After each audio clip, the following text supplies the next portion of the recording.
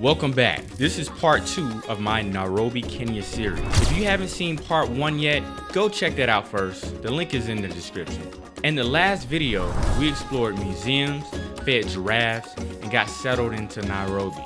Now, it's time to experience what Nairobi is really known for. The nightlife, the energy, and the local experiences that you just can't find anywhere else.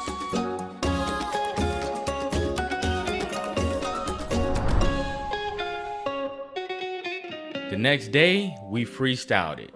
No plans, just exploring. But as we were heading out, we got in the elevator right as the doors were closing. Boom! The power went out.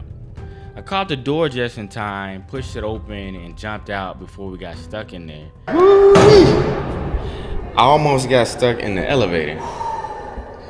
Power just went out. Then we had to walk down about 10 flights of stairs, so that was a wild way to start the day.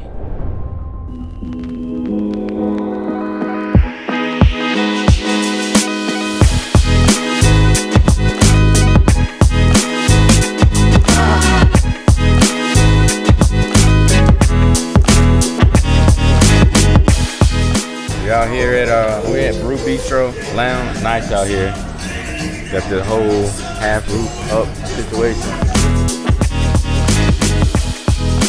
The Airbnb building had a little grocery store, so we stocked up on snacks and essentials for a few days. We walked around Westlands just checking out the area, getting the feel for the neighborhood.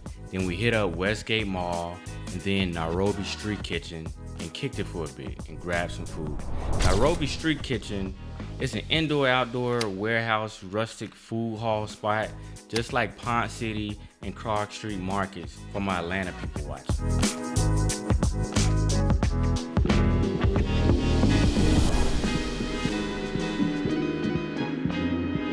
That night, we learned something important. Nairobi's nightlife is on a completely different level.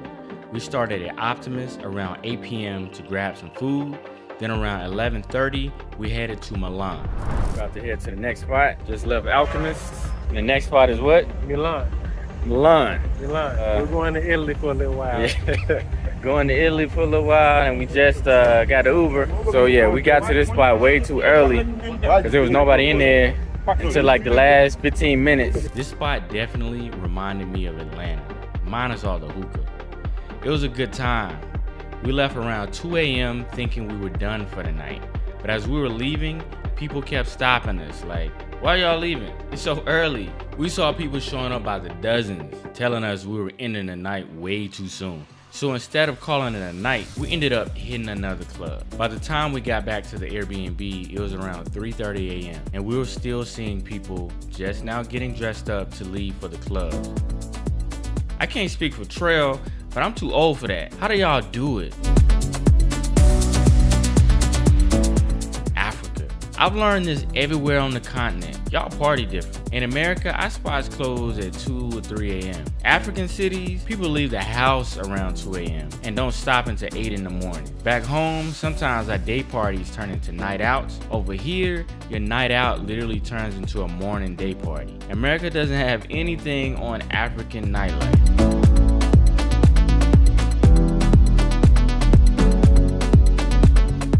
To my African audience, is it like this in every country, or does it just happen to be the African cities I've visited so far? And to my American audience, are there any American cities that can compete? I've left the club scene, so I wouldn't know anymore. Leave me a comment with the details about how your country does it, or your city. I need to know if I should mentally prepare for this everywhere I go on the continent.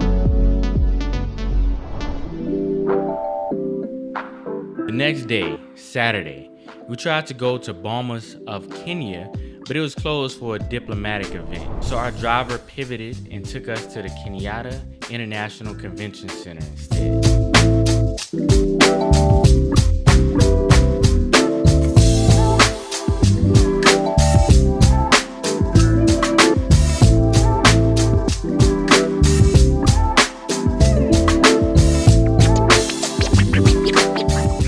Climbed all the way to the top and checked out the view of the city from the helipad. You can see Nairobi sprawling in every direction.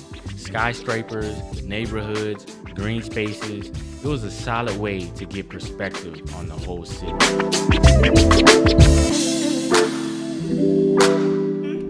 Standing at the top of Nairobi. What is the name of this? This is KCC. KCC. Where you can view different parts of Nairobi. We have the Eastlands, we have the Westlands where we came from, we have the airport side, and we have the national park, and then you have the upper hill. Eh? The upper hill. So the national park's over here? Yeah, that's when you will see those. That's greenish. Eh?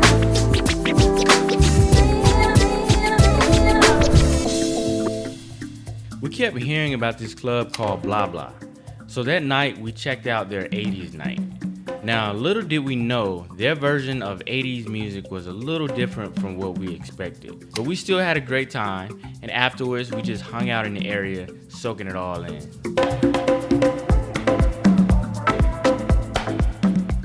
a bit of a struggle tonight, fellas. We try to hit up one of the hottest clubs in the city over at Bla Bla. But before us getting to get a seat, we had to check down our waitress that we talked to earlier. Yep. She laughed at us when we said, hey, let's get a reservation. She said, you would be fine. And we're not. We got no seat. There's a packed house in there. What would you say? Packed house.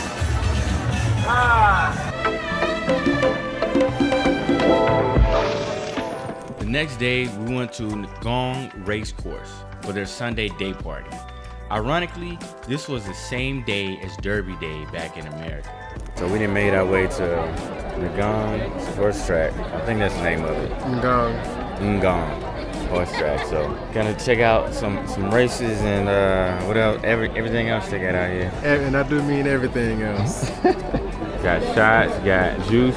Actually, it literally got everything. So got everything you need to peanuts stay out over here for here, hours. coconuts over here, pineapples, beer everywhere. See some burgers, wings in the back, and then maybe eventually we'll see some horses. We watched the race horses, met several people, and they gave us a full rundown of the city and even taught us some local language. All right. I gotta get closer for the mic. No. Yeah. No. You have to say them. Rimbe. No. Yeah. Okay? Got that. Okay. Yeah. No, start again. Start again. Okay. Remember? No. Exactly. He's very fine, guys. Yes. He's very fine. I know Being words taken now. care of. Oh, man. Yeah. I know words. And Blue? All right, so what we doing out here, man? It's a very beautiful thing out here. I'm been cheesy because all the people are beautiful and extremely friendly. And I just love the vibe. Like, you can trust everybody out here. Nobody's really trying to rip me off or anything. I just feel extremely comfortable. All right, so just picking up what he was talking about. So we out here at the Ngong racecourse. I don't know how to pronounce it or whatever, but so they had some races earlier, and this lines up perfectly with Derby Day in the States, right? So out here, everybody in they nice fits. I didn't bring the nicest, we're straight out here a little bit, and now it's turned into like a day party situation out here. So last race ended a few minutes ago, so now we out here, just enjoying the people, and as you can see, got all the people behind me. got beautiful Kenyan people, like literally just paid for these drinks in cash. Old buddy didn't have change, but he said, hey, stay right there, I'm gonna find you, and I'm gonna make sure you get your money. Cause I even paid for something earlier, and I completely forgot that he owed me 500 shillings. And old boy, saw Trail, gave Trail the cash. So hey, real honest people, really digging it out here. Yeah, that's all I gotta say. Just gotta continue checking out the scenery. They got a nice golf course over there too, as you can see. So, we thought about maybe hitting up golfing maybe one day during the week. We'll see how that goes. We didn't make no itinerary. Got on the plane, flew to Kenya. The only thing we booked was a ride to get to the Airbnb. And the Airbnb. Right.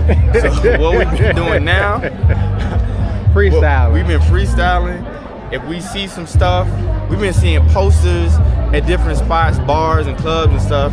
We've been taking pictures of the posters like, hey, tomorrow we got a day party. Tomorrow, like Wednesday, this spot got a boxing match. That's gonna be dope. So we going to that spot, you know, for the boxing situation. So yeah, so it's live out here, you know. So yeah, it's live. Come to Nairobi. You know, I endorse it.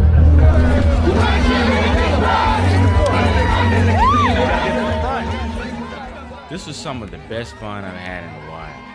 The dancing was pure energy, and the people helped us have one of the best days of the trip.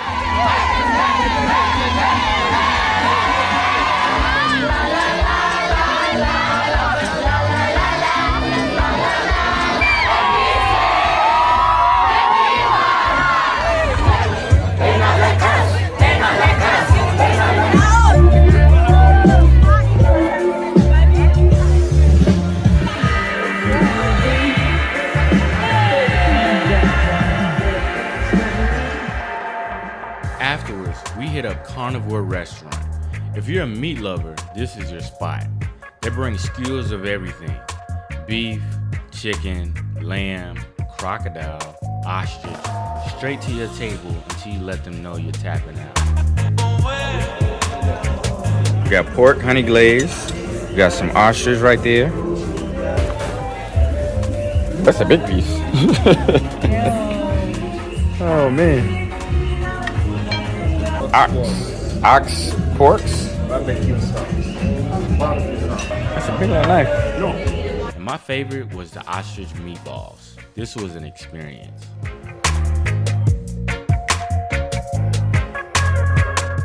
From clubs that don't close until sunrise to day parties at the horse track, Nairobi showed us how to really experience the city. But the most incredible part of this trip was still ahead. In the next video, we're heading to a Maasai village for a cultural experience I'll never forget. Learning about Kenya's painful history and saying goodbye to this amazing country. You do not want to miss it. Links to the other videos in this series is in the description below.